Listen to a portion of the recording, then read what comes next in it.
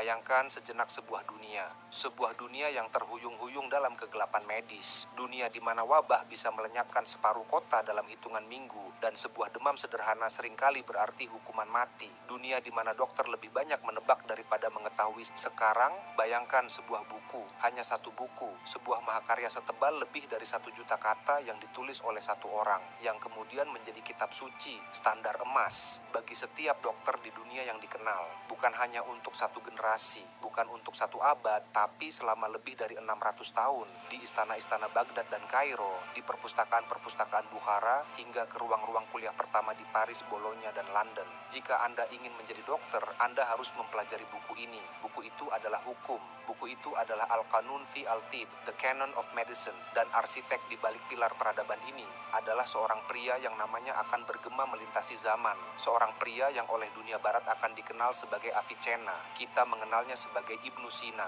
Apa yang membuat The Canon begitu revolusioner? Ini bukan sekadar kumpulan resep obat kuno. Ini adalah database medis pertama dalam sejarah manusia, sebuah ensiklopedia yang sistematis dan logis. Ibnu Sina melakukan hal yang tampak mustahil. Dia mengumpulkan, menyaring, dan menyatukan seluruh pengetahuan medis yang ada, kebijaksanaan Hippocrates dan Galen dari Yunani, kearifan Persia kuno, rahasia pengobatan India, dan kemudian menyempurnakannya dengan pengamatan klinisnya sendiri yang tak terhitung jumlahnya. Tapi dia tidak hanya menyalin, dia memperbaiki, dia menantang, dan dia berinovasi. Ketika dunia masih menyalahkan roh jahat dan udara buruk atas penyebaran penyakit, Ibnu Sina adalah seorang detektif ilmiah. Dialah salah satu pemikir pertama yang mengusulkan konsep karantina. Dia mengamati bahwa beberapa penyakit bergerak secara tak kasat mata dari orang ke orang. Jadi dia mengusulkan Al-Arba'iniyah, praktik isolasi selama 40 hari untuk menghentikan penularan. Sebuah ide sederhana yang akan menyelamatkan jutaan nyawa, bahkan hingga hari ini.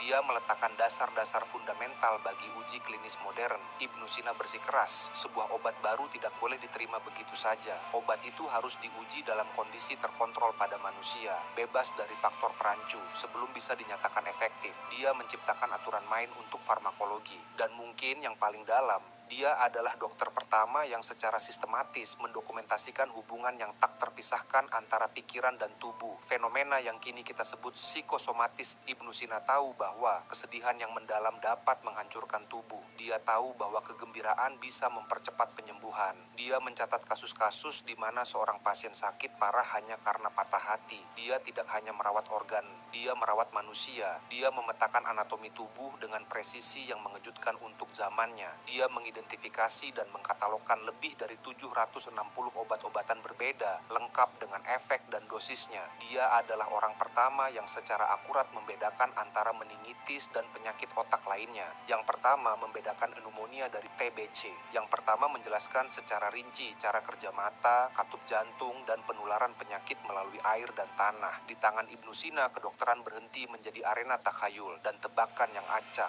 Di tangannya, kedokteran menjadi sains.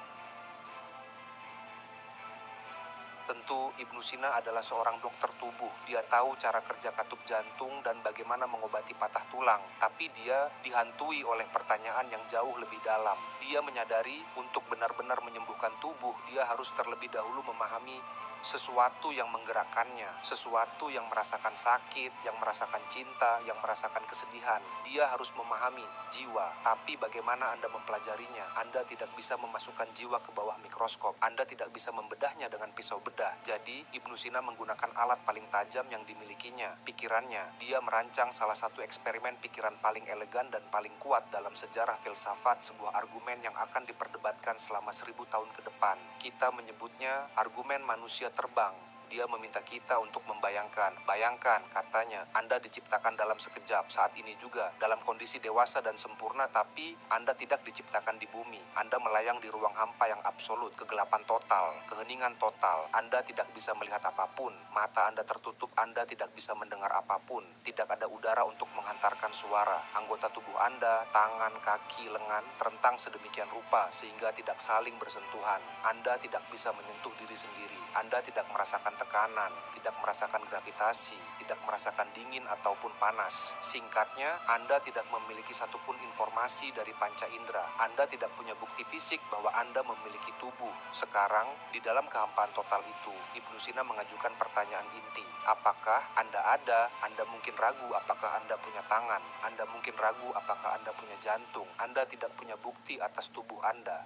Tapi Ibnu Sina berargumen dengan cemerlang. Anda tidak akan ragu akan satu hal, bahwa Anda ada, Anda sadar, Anda tahu bahwa Anda sedang berpikir, Anda tahu bahwa Anda eksis. Bahkan ketika semua pengalaman tubuh dan indera dihilangkan, kesadaran Anda akan diri Anda sendiri tetap ada. Apa yang baru saja dia buktikan? Dia membuktikan bahwa diri, kesadaran Anda, jiwa Anda adalah sesuatu yang fundamental, sesuatu yang independen dari tubuh. Jiwa bagi Ibnu Sina adalah substansi non-fisik yang tidak bergantung pada mata untuk melihat atau telinga untuk mendengar agar dia tahu bahwa dia ada. Jika argumen ini terdengar familiar, memang seharusnya begitu. 600 tahun kemudian, seorang filsuf Prancis bernama René Descartes akan membangun seluruh fondasi filsafat modern di atas ide yang hampir identik, cogito ergo sum. Aku berpikir, maka aku ada. Tapi Ibnu Sina, sang manusia terbang, telah tiba di kesimpulan itu lebih dari setengah milenium sebelumnya. Baginya, manusia bukanlah sekadar daging dan tulang. Manusia adalah percikan kesadaran murni, esensi abadi yang kebetulan sedang menggunakan tubuh. Dan dengan membuktikan bahwa jiwa itu nyata dan independen, dia kini siap untuk pertanyaan berikutnya yang jauh lebih besar. Dari mana jiwa itu dan dari mana semua realitas ini berasal? Ibnu Sina telah membuktikan bahwa jiwa itu ada. Dia ada secara independen. Tapi pertanyaan itu hanya membuka pintu ke pertanyaan yang jauh lebih besar, jauh lebih menakutkan. Kenapa? Kenapa kita ada? Kenapa alam semesta ini ada? Kenapa ada sesuatu alih-alih tidak ada sama sekali? Ini adalah pertanyaan-pertanyaan metafisika. Pencarian akan arsitektur dasar dari realitas itu sendiri. Dan disinilah Ibnu Sina membangun argumennya yang paling abadi. Dia memulai dengan pengamatan yang sederhana. Lihatlah sekeliling Anda, pohon di luar jendela, planet yang kita tinggali, diri Anda sendiri. Semua ini katanya adalah mungkin al-wujud eksistensi yang mungkin. Apa artinya? Artinya hal-hal ini tidak harus ada. Mereka bisa ada, mereka juga bisa tidak ada. Keberadaan mereka bergantung pada sesuatu yang lain. Anda ada karena orang tua Anda ada karena kakek nenek Anda, pohon ada karena benih ada karena pohon sebelumnya. Setiap hal mungkin di alam semesta ini disebabkan oleh hal mungkin lainnya. Tapi Ibnu Sina berargumen dengan logika yang tak terbantahkan, rantai sebab akibat ini tidak bisa terus mundur selamanya ke dalam jurang tak terhingga. Itu tidak logis. Jika setiap hal di alam semesta ini hanya mungkin, jika setiap hal bergantung pada hal sebelumnya, maka seluruh rantai ini tidak akan pernah punya kekuatan untuk memulai. Jika semuanya hanya mungkin, maka secara logis yang seharusnya ada adalah ketiadaan. Tapi kita ada, sesuatu itu ada, maka harus ada di awal dari semua rantai ini. Sesuatu yang berbeda, sesuatu yang tidak mungkin untuk tidak ada, sesuatu yang keberadaannya tidak disebabkan oleh hal lain, sesuatu yang keberadaannya berasal dari dirinya sendiri. Inilah ide terbesarnya, inti dari seluruh filsafatnya. Dia menyebutnya wajib al-wujud, sang wujud yang wajib, sang eksistensi yang niscaya, dan bagi Ibnu Sina, itulah definisi filosofis yang paling akurat dan paling logis dari Tuhan. Tapi Tuhan versi Ibnu Sina bukanlah dewa antropomorfik yang duduk di singgasana, bukan seorang pemahat kosmik yang memutuskan untuk membuat dunia pada suatu Selasa pagi. Itu terlalu manusiawi. Tuhan bagi Ibnu Sina adalah akal murni, kebaikan absolut, pikiran sempurna yang abadi. Dia tidak menciptakan dunia dengan tangan. Sebaliknya, realitas memancar darinya. Bayangkan matahari. Matahari tidak memutuskan untuk bersinar. Matahari adalah matahari, dan karena dia ada, cahaya dan panas meluap darinya secara niscaya. Demikian pula, Tuhan adalah akal murni, dan dalam tindakan abadinya memikirkan dirinya sendiri, alam semesta, akal-akal surgawi, galaksi-galaksi, planet-planet, dan akhirnya jiwa-jiwa kita memancar keluar dari kesempurnaannya dalam sebuah tatanan yang logis dan agung. Apa yang baru saja dilakukan Ibnu Sina adalah sebuah mahakarya sintesis intelektual. Dia mengambil logika Aristoteles yang kaku dan dingin. Dia menyatukannya dengan spiritualitas mistis neoplatonisme yang memandang alam semesta sebagai pancaran ilahi. dan dia membungkus semuanya dengan rapi di dalam kerangka teologi Islam. Dia membangun sebuah jembatan yang kokoh, jembatan yang menghubungkan dua dunia yang sering dianggap berperang, iman dan akal. Ibnu Sina telah menggambar sebuah peta realitas, sebuah peta yang menunjukkan bahwa menjadi orang yang taat beragama tidak berarti Anda harus berhenti berpikir kritis, justru sebaliknya. Dengan akal, Anda bisa memahami keagungan iman. Bagi kebanyakan manusia, menguasai satu bidang saja, menjadi dokter terhebat di dunia atau filsuf terhebat di dunia, sudah menjadi pencapaian seumur hidup yang melampaui impian. Tapi Ibnu Sina bukanlah kebanyakan manusia. Pikirannya bukanlah sebuah ruangan tunggal. Pikirannya adalah sebuah istana dengan ribuan kamar yang saling terhubung. Menjadi dokter dan filsuf terhebat di zamannya rupanya tidak cukup baginya. Pikirannya adalah sebuah galaksi yang terus mengembang, dan dia ingin memetakan semuanya. Dia melihat pada fondasi dari semua pengetahuan, logika. Selama 1300 tahun, dunia telah hidup di bawah bayang-bayang Aristoteles. Logika Aristoteles dianggap sempurna, final, tak tersentuh. Ibnu Sina membacanya, menguasainya, dan kemudian dengan keberanian intelektual yang luar biasa, dia berkata, ini bisa lebih baik.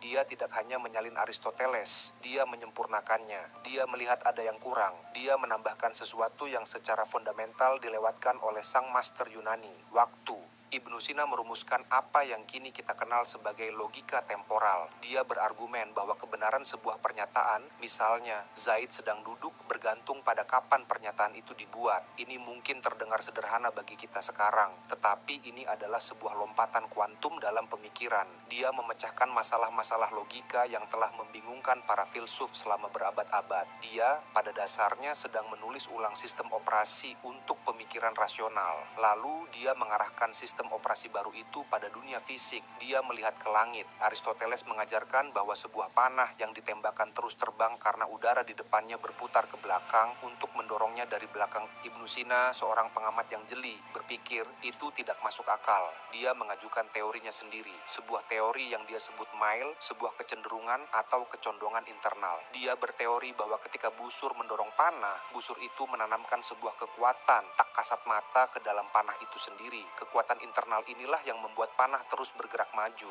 melawan resistensi udara sampai kekuatan itu habis. Dengarkan baik-baik, dia baru saja mendeskripsikan secara kualitatif apa yang kini kita sebut momentum. Ini adalah leluhur langsung dari hukum gerak pertama Newton, sebuah konsep yang mendahului Galileo. Lebih dari 500 tahun, pikirannya tidak hanya di langit, dia juga tertanam kuat di bumi. Dalam risalahnya tentang mineralogi, dia menceritakan pengamatannya. Dia mendaki gunung-gunung tinggi di Persia, dan di bebatuan ribuan kaki di atas permukaan laut, dia menemukan cangkang-cangkang kerang dan fosil makhluk laut. Orang lain di zamannya mungkin menganggapnya sebagai keanehan, sisa-sisa banjir Nuh atau tipuan alam. Ibnu Sina, dengan logikanya yang dingin dan tajam, menyimpulkan satu-satunya hal yang rasional. Tempat ini, tulisnya, pastilah dulunya adalah dasar laut yang kemudian terangkat dan mengeras selama ribuan tahun. Dia baru saja merumuskan dasar-dasar geologi dan hukum superposisi. Dia membaca sejarah bumi yang tertulis di batu, dan mungkin yang paling menunjukkan kemodernan pikirannya adalah apa yang dia tolak. Dia hidup di zaman yang terobsesi dengan alkimia, mimpi magis dan menggiurkan untuk mengubah timah murah menjadi emas murni. Para raja dan sultan menggelontorkan dana untuk itu. Itu adalah ilmu paling populer dan paling didanai saat itu. Ibnu Sina menulis sanggahan yang menghancurkannya, bukan karena alasan agama, tapi karena alasan yang jauh lebih brutal. Itu tidak logis. Dia berargumen bahwa transmutasi semacam itu mustahil karena perbedaan fundamental dalam substansi unsur-unsurnya. Dia adalah seorang skeptis ilmiah sejati di zaman yang penuh takhayul. Dia menuntut bukti, logika, fisika, geologi, astronomi, bahkan teori musik. Setiap bidang yang disentuh oleh pikirannya, dia tinggalkan dalam keadaan yang jauh lebih tertata daripada sebelumnya. Dia adalah definisi hidup dari seorang polimat. Kita sering berbicara tentang manusia Renaissance. Ibnu Sina adalah manusia Renaissance 400 tahun sebelum Renaissance itu sendiri dimulai. Pada tahun 1037, di Persia, Ibnu Sina wafat. Tubuhnya yang telah lelah setelah kehidupan yang penuh gejolak menjadi tabib agung, buronan politik, dan pemikir tak kenal lelah, akhirnya beristirahat. Sebuah ensiklopedia hidup telah ditutup, tapi ceritanya, warisannya, justru baru saja dimulai.